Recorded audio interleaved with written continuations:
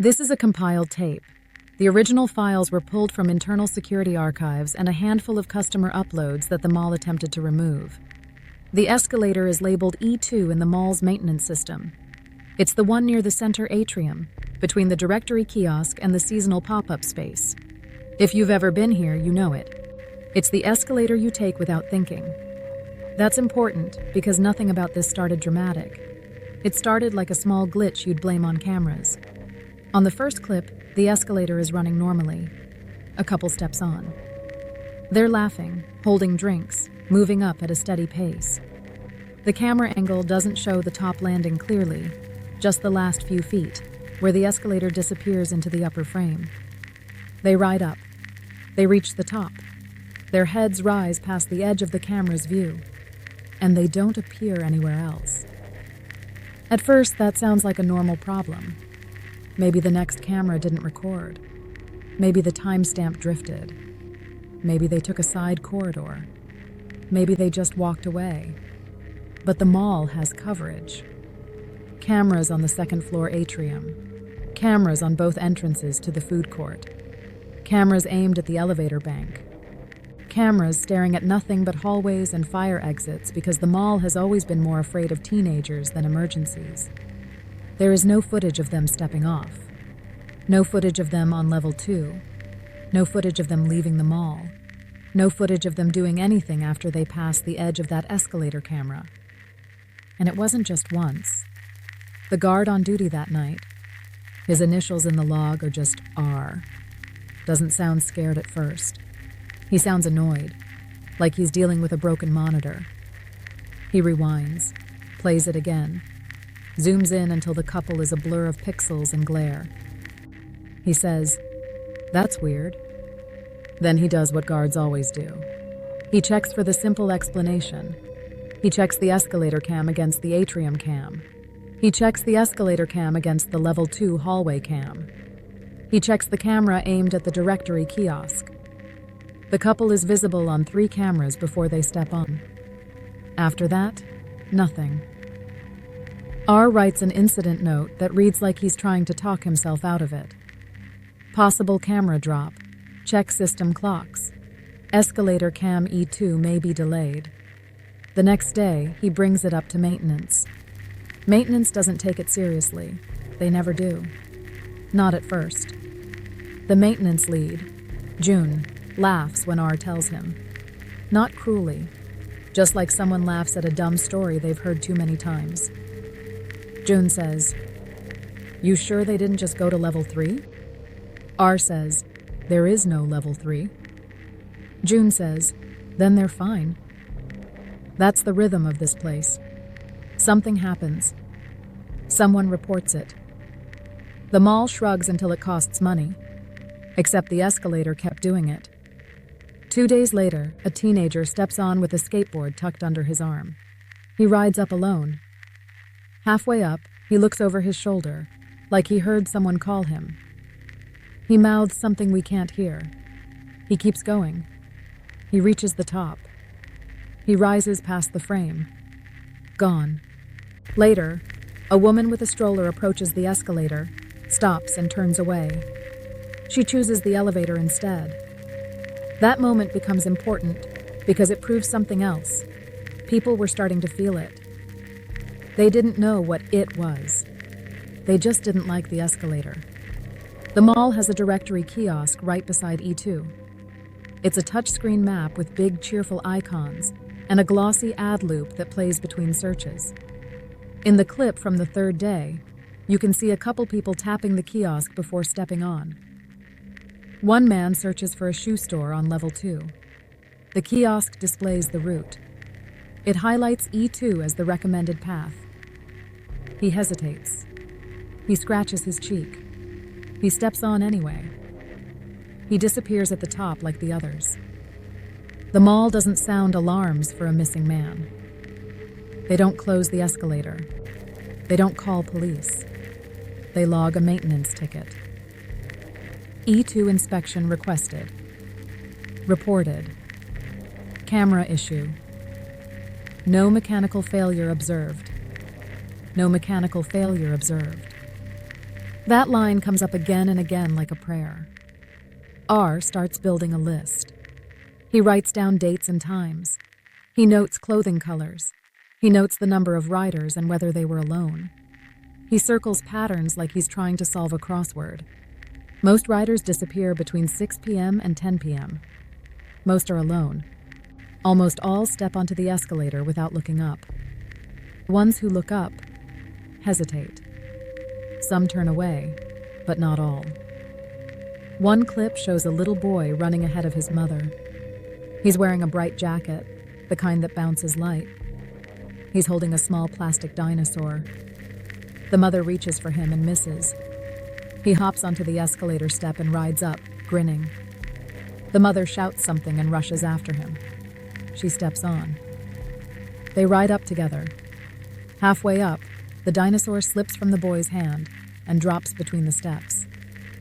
It doesn't clatter. There's no bounce. It just vanishes into the moving metal like the escalator swallowed it. The boy points down, wide-eyed. The mother leans forward. They reach the top. They disappear past the camera frame. Gone. He writes down dates and times. He notes clothing colors. He notes the number of riders and whether they were alone. He circles patterns like he's trying to solve a crossword. Most riders disappear between 6 p.m. and 10 p.m. Most are alone. Almost all step onto the escalator without looking up. The ones who look up hesitate. Some turn away, but not all. One clip shows a little boy running ahead of his mother. He's wearing a bright jacket, the kind that bounces light. He's holding a small plastic dinosaur. The mother reaches for him and misses. He hops onto the escalator step and rides up, grinning. The mother shouts something and rushes after him. She steps on. They ride up together. Halfway up, the dinosaur slips from the boy's hand and drops between the steps. It doesn't clatter. There's no bounce. It just vanishes into the moving metal like the escalator swallowed it. The boy points down, wide-eyed. The mother leans forward. They reach the top. They disappear past the camera frame. Gone. That one changes the tone. Because you can't write camera drop when a child disappears with his mother in the middle of a mall. And yet the mall still tries. A report appears in the daily operations email the next morning. It's written in corporate language so smooth it feels like oil. Incident. Escalator E2 temporary service interruption due to customer behavior. No injury reported. Maintenance checked and cleared. Customer behavior. No injury reported. R goes looking for police presence. There is none. He checks the front desk incident binder. There's no missing persons report. He asks the duty manager if anyone called about the woman and her child. The duty manager says, "We don't have confirmation of an incident." R says, "I saw it." The duty manager says, "Then you saw an incomplete picture." After that, the mall starts doing something worse than ignoring it. It starts rewriting reality in small ways. The first obvious sign is the closed for repairs notice. R mentions it in his log. A sign appeared on the escalator entrance sometime after midnight. He notes it as a good thing. Like finally, someone listened. But when he pulls the footage, there is no moment where the sign is installed. No worker carries it in. No one tapes it up. No one places a barrier. The escalator entrance is open in every camera angle. And yet in photos uploaded online by shoppers that morning, the sign is there. Bright yellow, crisp black letters. Closed for repairs. Please use other access. A woman takes a selfie with the atrium behind her. The sign is visible over her shoulder, perfectly centered like it wants to be seen. But the security footage from that exact minute shows no sign at all. It's not a camera discrepancy. It's not a timestamp issue. It's the same moment, same people, same lighting, different reality. R tells June. June goes quiet. June says, "Stop joking." R says, "I'm not." June says, "If there's a sign in the photo, there's a sign." R says, "Then why isn't it in the footage?" June says, "Because cameras don't see what people see." That's when June starts speaking like he already knows. R starts checking the directory kiosk more often. On the fourth day, the kiosk still shows level 2 normally. It lists stores, it shows routes, it plays ads. On the fifth day, a new line appears in the floor selection menu. Level 2, temporarily unavailable.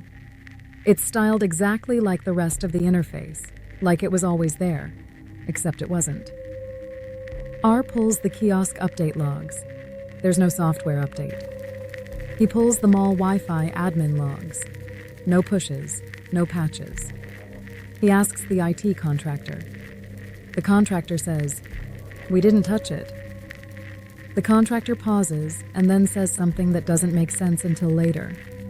He says, "It does that sometimes." R starts photographing the physical directory boards too, the printed ones behind glass. Those boards change as well, not dramatically, not overnight in a way you'd notice unless you were looking.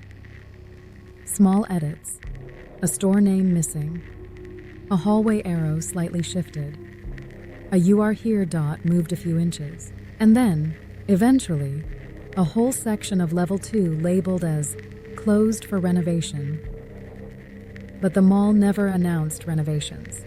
No permits posted, no construction crews, no noise, just an official-looking excuse baked into maps. As if the mall realized a missing floor was inconvenient and decided to label it unavailable instead of admitting it was gone. More disappearances happen. A man in a business shirt steps on at 7:12 p.m., phone pressed to his ear, nodding. He reaches the top. Gone. A teen girl steps on at 8:03 p.m., chewing gum, eyes fixed on her screen. Halfway up, her phone goes dark. She taps it, shakes it, looks up. She freezes. She doesn't scream. She doesn't turn around. She just stiffens, like she saw something that made her body forget how to move. She reaches the top. Gone. A janitor pushing a cart approaches E2, stops, stares up, and backs away slowly. He makes the sign of the cross with shaking fingers. He wheels his cart into a service corridor. When R tries to follow him later, that service corridor door won't open. His badge access flashes red. It worked an hour earlier. In the audio logs, you can hear R's breathing change. He's not just curious anymore. He's trying to prove he's not losing his mind. He starts running checks across cameras like a person checking locks.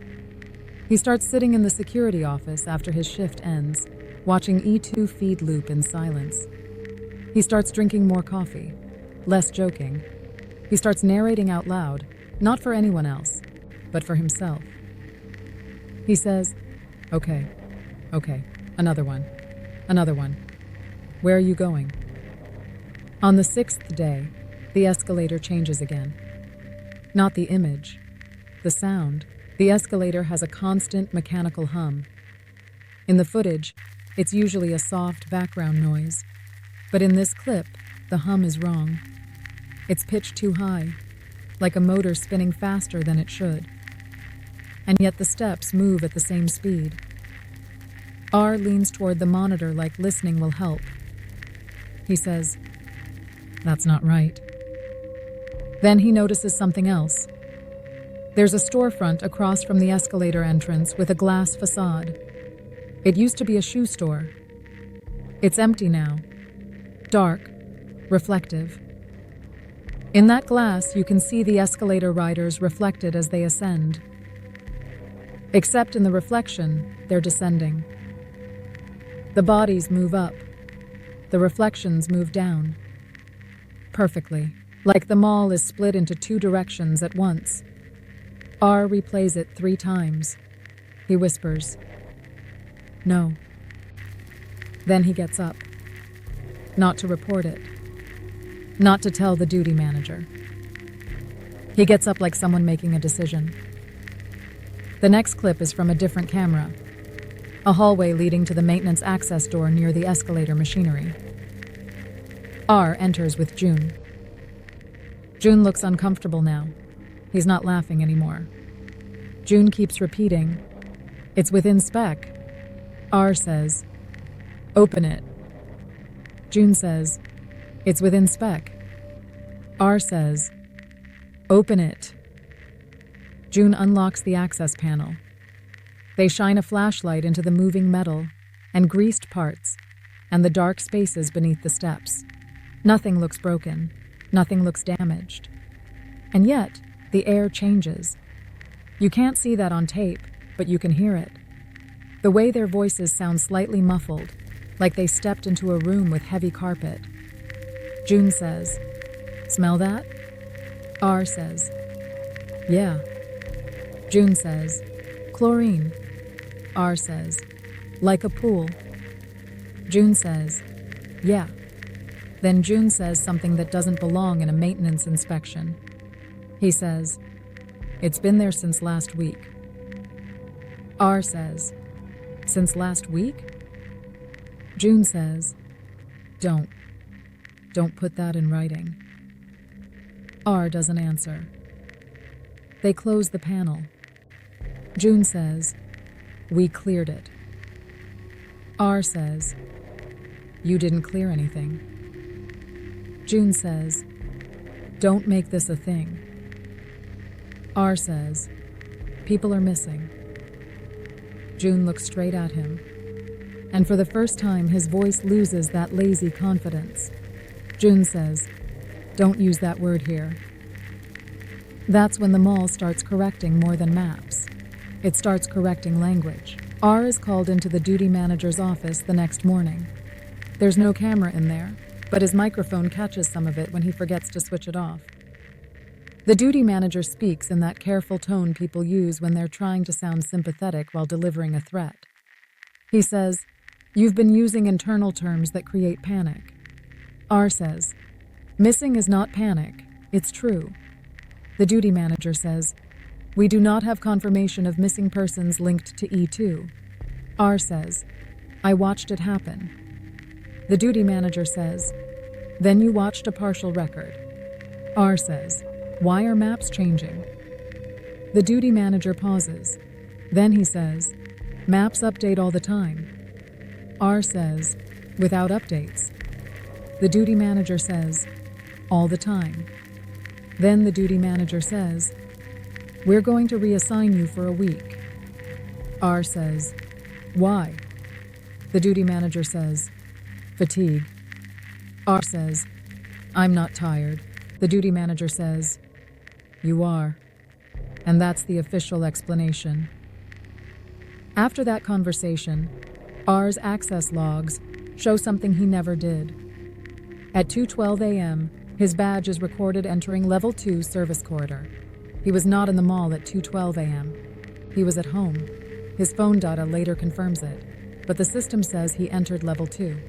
The mall doesn't just rewrite maps, it rewrites records. That's when R decides to test the escalator. He doesn't tell June. He doesn't file a ticket. He brings a rope. The rope is thick, bright orange, the kind used for loading docks. He borrows it from the back storage without signing it out. He also brings a cart, not a shopping cart. A small maintenance cart with a metal frame and rubber wheels. He ties the rope to the cart. He ties it carefully. Multiple knots. A knot you'd use if your life depended on it. He positions the cart at the base of E2. He looks around. No one is nearby. The escalator is running. He pushes the cart onto the moving steps. The cart rides up, bumping lightly with each step. The rope slides out smoothly behind it. R holds the rope like he's fishing. Halfway up, the cart shudders. Not like it hit something, like something touched it.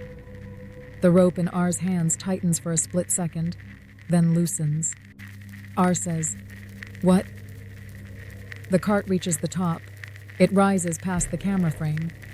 The rope keeps feeding. For a moment, it feels like it's going to keep going forever. Then it stops. Not gradually, not with slack. It stops like it hit a wall. R braces himself, pulling back. He expects resistance. He expects weight. He expects the cart stuck at the top. Instead, the rope slides back toward him. Fast. Too fast. He grabs and grips, letting it burn his palms. The rope returns down the escalator like it's being reeled in by something above. R stumbles backward. Then the rope end appears at the bottom. It's still tied. The knot is intact. But the rope is shorter. Cut clean. Not frayed, not snapped. Cut like a new end. And the end of the rope is warm. R touches it and jerks his hand away like it stung him. He leans in and smells it. He says, "Chlorine." Then he says, quieter, "Perfume." Like someone walked through a department store and then dove into a swimming pool. The cart is gone. R looks up the escalator. It keeps moving as if nothing happened. No jam, no alarms, no sign. Just steps rising into the upper frame. In the next clip, R is back in the security office, breathing hard. June is there too. June looks pale. R shows him the rope end. June doesn't touch it. June says, "You didn't do that." R says, "I did." June says, "You can't." R says, "Where did it go?" June doesn't answer. June's phone buzzes. He looks at it and his face changes in a way you can recognize even without audio. It's the face of someone receiving instructions. June looks up and says, "They told me to tell you to stop." R says, "Who?" June says, "Don't." R says, "Who?" June swallows. June says, "The mall." R laughs once, sharp and humorless. R says, "The mall." June says, "Stop calling it that." R says, "Calling it what?" June looks away. June says, "Don't make it listen." That line is the point where this stops being about a broken escalator and becomes about a place that can hear you. After the rope test, something changes in the public space. The "closed for repairs" sign becomes real. This time, it appears in security footage too. A barrier is placed. Yellow tape, a plastic stand, a printed notice. Everything you'd expect. And for 2 days, no one rides E2. People complain. They detour. They crowd the elevators. The mall returns to normal in that shallow way malls do, pretending it was never strange. R is still reassigned, still off E2, still watching in secret. Then the barrier disappears. Not because someone removes it, because it's no longer there. The camera catches the area at 6:05 a.m. No sign, no tape, no stand. The escalator entrance looks clean, like it's been wiped down. There's something else too. The directory kiosk no longer lists level 2 as temporarily unavailable. Now it lists level 2 as open, like it always has, like it always was. And when you tap the map for a store on level 2, it gives you the same route as before. Take E2, but now the kiosk adds a cheerful note at the bottom, route available, like a joke. That evening, a man in a gray hoodie approaches E2. He stops at the base and looks up. He stands there longer than anyone else has, long enough that you start hoping he'll turn away. He doesn't. He steps on. As he rides, he looks straight at the camera once, as if he knows he's being watched. His expression isn't fear. It's recognition. Like he's returning to somewhere familiar. He reaches the top. He doesn't vanish.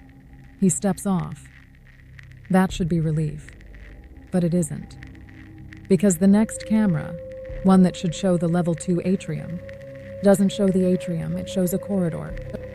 A long corridor with low ceilings and buzzing fluorescent lights. A corridor that doesn't exist on the mall blueprint. The man steps into it without hesitation.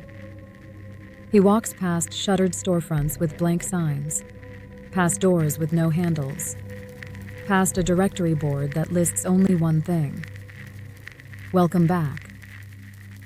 The footage glitches, then stabilizes. And in the stabilized frame, you can see a storefront sign flickering at the far end of the corridor. The letters are unsteady, like they were never meant to be read. Welcome back. Then, beneath it, smaller letters blink on and off. Level 2. Open. The man turns his head slightly, like he heard something behind him. He smiles. Just a small lift at the corner of his mouth. Then he keeps walking. He disappears into the glare at the end of the corridor. The camera follows as far as it can. Then the feed cuts. Not abruptly. Not with a hard black screen. It fades like someone turned the brightness down. The last thing visible is the escalator steps moving. Still moving. Always moving. The final file in the archive is a maintenance report dated the next day. E2 inspected. Within spec. No mechanical failure observed.